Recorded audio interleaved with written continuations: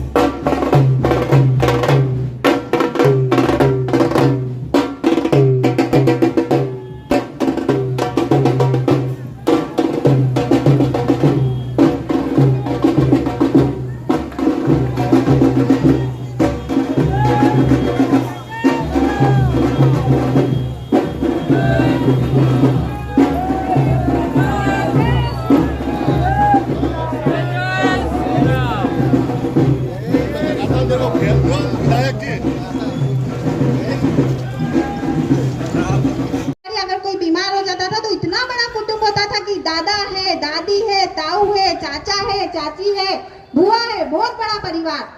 और आज वो कुटुंब क्या हो गया, देखरेख करने के लिए लोग होते थे ना, धीरे धीरे वह हो गया परिवार। हम दो, हमारे दो, और आगे बढ़ गए हम। इसके आगे क्या हो गया कि शेर का बच्चा एक ही अच्छा, यहाँ तक कम नहीं था, और आगे बढ़ गए हम। तो क्या हो गया है, क्या हो गया है कि अब हम लिव इन रिलेशनशिप में हमारी बहनें रहने लगी है कि नो शादी नो झंझट। आप बताइए, जिसको हम कहते हैं कन्यादान, उस कन्यादान करने वाले पिता से आप पूछिए कि वह जब अपनी बेटी का कन्यादान करता है तो वह स्वयं को कितना सौभाग्यशाली मानता है। लेकिन अब हम क्या कर रहे हैं, लिव इन रिलेशनशिप में रह रहे हैं। कोई युवक हमको पसंद आया, उसके साथ हम रहे, नहीं जमा तो छोड़ दिया। कोई शर्त है क्या कि पहले इस्तेमाल करो फिर विश्वास करो, कि आज किसी और के साथ, कल किसी और के साथ, परसों किसी और के साथ? ये हमारी संस्कृति है क्या, ये हमारे संस्कार है? और आगे बढ़ गए हम। अब तो ये हो गया है कि समलैंगिक विवाह होने लगे हैं। एक युवती किसी युवती से विवाह कर रही है, एक युवक किसी युवक से विवाह कर रहा है। आप सोचिए, अपनी आंखें खोलिए कि कितना बड़ा जनसंख्या का षड्यंत्र हमारे ऊपर थोप दिया गया है, जिसको कौन अपना रहा है? हिंदू अपना रहा है। एक इतना बड़ा षड्यंत्र। आप बताएं, जब एक युवक किसी युवक से विवाह करेगा तो क्या हमारी जनसंख्या बढ़ पाएगी? एक युवती अगर किसी युवती से विवाह करेगी तो क्या हमारी जनसंख्या बढ़ पाएगी? आज आप बताइए कि कुटुंब का महत्व खत्म हो गया, परिवार का महत्व खत्म हो गया और हम धीरे धीरे सिमट गए। हम अकेले रहना पसंद करते हैं। फेमिनिज्म की बात हम करते हैं, स्वतंत्रता की बात हम करते हैं। अरे हमारे यहाँ तो पहले से ही नारी को स्वतंत्रता दी गई है, तो वो कुटुंब कहाँ गए? आपके बच्चे और पूरी दुनिया सिर्फ मोबाइल हो गई है, सिर्फ मोबाइल। मैंने अभी शस्त्र की बात की। हम 20,000 रुपए का मोबाइल खरीद सकते हैं, 10,000 रुपए का मोबाइल खरीद सकते हैं। प्रत्येक बहन के पास मोबाइल होगा, लेकिन घर के अंदर 500 रुपए का शस्त्र नहीं है। ऐसी हमारी स्थिति है। आप सोचिए, जब बड़े परिवार होते थे और अगर कोई लड़ने आ जाए तो 50 लोग एक साथ लाठी लेकर निकलते थे। आज हमारी बहन बेटियों को, परिवार वालों को कोई मार कर भी चला जाए ना, तो लाश मिलती है 5-5, 10-10 दिन बाद। जब सड़ जाती है तो पता चलता है कि कोई देखने वाला, कोई संभालने वाला भी नहीं है। ऐसी स्थिति हमारे देश की हो रही है। तो आज हम किस दिशा में जा रहे हैं? ये तो मैंने आपको एक छोटे छोटे षड्यंत्र बताए। इससे भी एक बहुत बड़ा षड्यंत्र हमारे देश में चल रहा है, वो है नशा। आज हमारे 7वीं क्लास के बच्चे, 8वीं क्लास के बच्चे, 10वीं क्लास के बच्चों को किस प्रकार से नशे में धकेल दिया जा रहा है। आप बताएं, पहले नशा कैसे होता था? तो दारू होती थी ना, स्मैक, गांजा, ये अफीम, ये नशा होते थे। अब तो आपको पता ही नहीं चलेगा कि कब किस चीज का आपको आदी बना दिया जाएगा और नशे के रूप में आप उसका सेवन करने लगेंगे। आप देखना, कई जगह ऐसी, आप कॉलेज के बाहर देखो, कई कैफे बने होते। उन कैफे में भी जो बच्चियां हैं, जो चाय कॉफी पीने के लिए जाती हैं, जो अपने जो बच्चे जाते हैं, तो वो बार बार जाते हैं। आदत हो जाती कि चाय मई की पियेंगे। आपको ये नहीं पता कि उसमें किस प्रकार का एंटी ड्रग्स डाला जा रहा है, किस प्रकार से आपको आदत डाली जा रही है। गुजरात की ही एक घटना है कि एक कॉलेज के बाहर एक वड़ा पाव वाले की दुकान थी और वह वड़ा पाव वाला, उसका इतना वड़ा पाव बिकता था कि बच्चे जैसे ही क्लास से फ्री होते सीधे वड़ा पाव खाने जाते, जैसे ही फ्री होते फिर वड़ा पाव खाने जाते। तो ये देखा कि उसके पास से भीड़ खत्म ही नहीं होती थी। बच्चे वड़ा पाव खाने के लिए, स्टूडेंट पागल थे। तो फिर क्या हुआ कि परीक्षण हुआ, देखा कि क्या कारण है। जांच बैठी, जांच करवाई गई तो पता चला कि उस वड़ा पाव के मसाले में वो इस प्रकार का ड्रग्स डालता है कि वो बच्चे उसके आदी हो चुके हैं, वो उसके बिना रह नहीं सकते।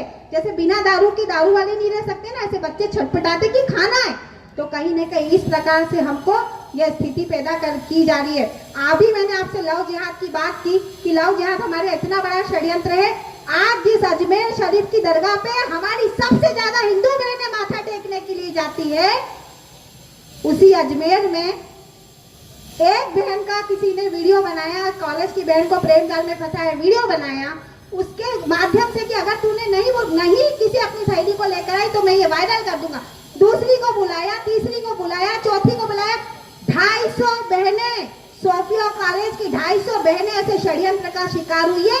कई बहनों ने आत्महत्या कर ली, कई परिवार गुमनामी के शिकार हो गए, उस शहर को छोड़कर चले गए। और आप जानते हैं ऐसा करने वाला कौन? जिस दरगाह पर सबसे ज्यादा हमारी बहनें माथा टेकने जाती है ना, उसी दरगाह के खादिम चिश्ती जिनको कहा जाता है, ऐसे 250 बच्चियों का जीवन बर्बाद किया। सालों केस चला, जिसके परिणाम अब आए, लेकिन तब तक तो कई बच्चों का जीवन बर्बाद हो गया। ये सिर्फ वहां की घटना नहीं है, इस भोपाल को देख लो, आप इंदौर को देख लो, आप भी इससे अछूते नहीं हो।